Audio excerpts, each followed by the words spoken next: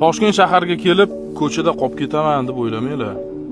To'g'ri, arenda kvartiralar qimmat bo'lishi mumkin, lekin ko'chada qolib ketmaysiz. Chunki men sizga bir sutkasi 50 ming so'mdan mehmonxona, hostellarni ko'rsatmoqchiman.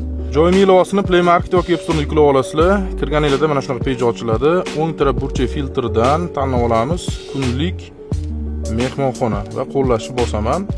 Mana bu joyga eng arzondan deyman. Ko'rishingiz mumkin 60 ming so'm, 25 ming so'm, 30 ming so'm, 50 ming so'mlardan ham qo'yilgan. Mana 50 ming so'mni ko'radigan bo'lsak, lokatsiyasi Bekbaraka Abu Sahiy bozor deyilgan. Hozir bormi yo'qmi ko'ramiz.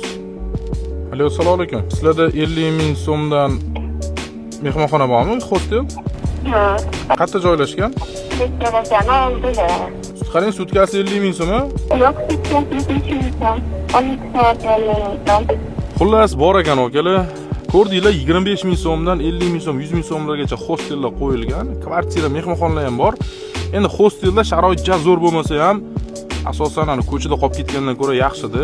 Studentlar uchun ham zo'r bo'ladi menimcha. Bunaqangi narxda baribir uy kvartira topib bo'lmaydi.